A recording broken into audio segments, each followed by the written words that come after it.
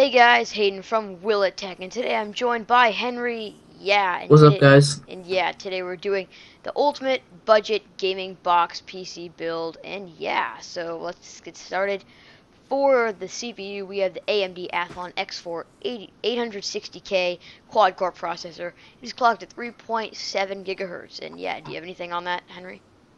It's a pretty nice value processor because I Yeah, mean it is a quad core, and unlike anything Intel has for $80, like their Pentium, it doesn't have hyper-threading, so it's still technically a two-core processor.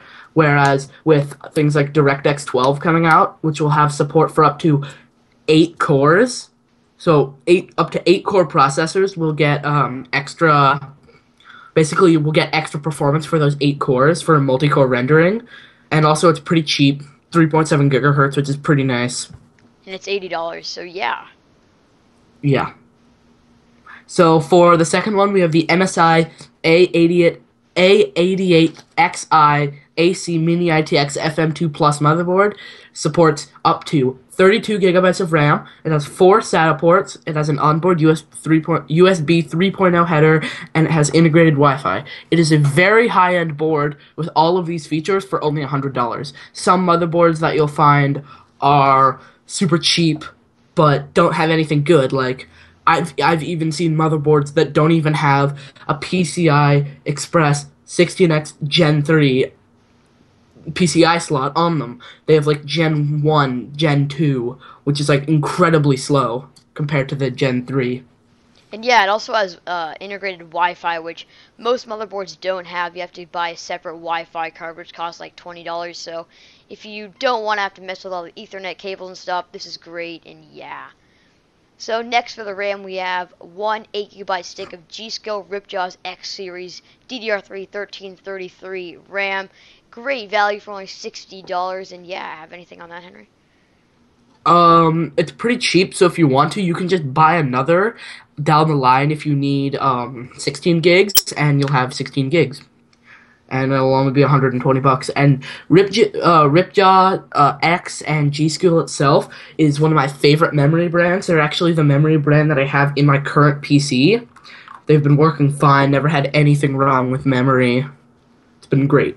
And yeah, only $60. So like Henry said, you can upgrade it, and it's pretty fast, being DDR3 1333. So yeah. And for the hard drive, we have a Western Digital RE3 500 gigabyte internal hard drive that is clocked at 7200 RPM, and like I said 500 gigabytes. So pretty big storage, and for only $35, it's a great deal. And yeah. So yeah. For the graphics card, we have the Sapphire Radeon R9 280. This is a medium range enthusiast grade card. It has 2 DVI ports, 1 HDMI port, and 1 disc. It has dual fans and a crap ton of copy pipes to dissipate all that heat. So it has 3 gigabytes of GDDR5, video RAM. It supports 4-way crossfire, and it has a core clock of 850 megahertz, and it's really cheap at only $160. So yeah, great budget graphics card, and like you can always upgrade it to anything else. And yeah. So for the Yeah, this case, graphics card's great for anyone who wants to do 1080p gaming. yeah, Like, and for the case, this is what makes it the ultimate budget gaming box. We have the Cooler Master Elite 120 Mini ITX case. So Mini ITX case, that's super small for a desktop. Like, how big would you say it is? Really small. um, It's it's pretty small. So, if you think about it, like, if you guys have ever seen the box that a graphics card comes in, it's about two of those stacked on top of each other. or like the size of like a bunch of books. I don't know. Yeah, But just but it's yeah, really small. it's really small, and you can fit all the necessary parts of a PC into it. It has one external 5 1/4 inch bay, and has front USB 3.0 ports, which is great. Even some full tower cases don't have that. And for only $25, it's a really great case for any budget build. Yeah, it's also made by Cooler Master, which are great power supply makers. And yeah, for the power supply, we have the EVGA 500 watt ATX power supply. It is 80 plus bronze certified. It's non-module, so that if you don't like non-module power supplies, Henry can explain what non-module is.